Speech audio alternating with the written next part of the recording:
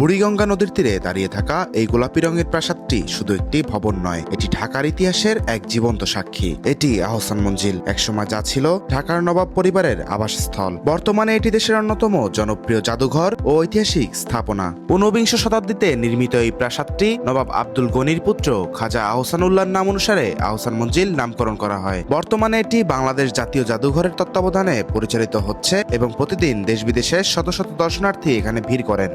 আমরা এখন রয়েছি বুড়িগঙ্গা নদীর তীরে অবস্থিত ঐতিহাসিক সেই আহসান মঞ্জিলে। গোলাপি রঙের এই প্রাসাদটি শুধু পুরান ঢাকার নয়, পুরো বাংলাদেশের একটি ঐতিহাসিক স্থান।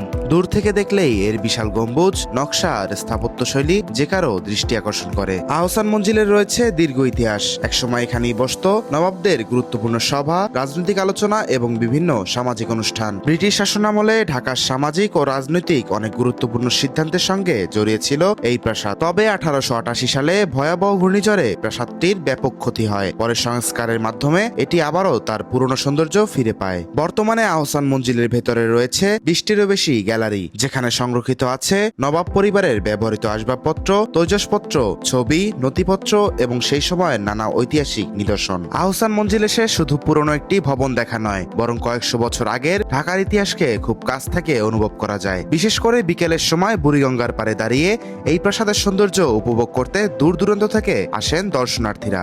ইতিহাস, স্থাপত্য আর সংস্কৃতির এক অনন্য সমন্বয় এই আহসান মঞ্জিল। প্রতিদিন অসংখ্য মানুষ এখানে এসে ফিরে যান অতীত ঢাকার নানা গল্প ও স্মৃতি নিয়ে। সময়ের পরিক্রমায় বদলেছে ঢাকা, বদলেছে চারপাশের পরিবেশ, কিন্তু গোলাপি রঙের এই প্রাসাদটি আজও স্মরণ করিয়ে দেয় পুরান ঢাকার ইতিহাস।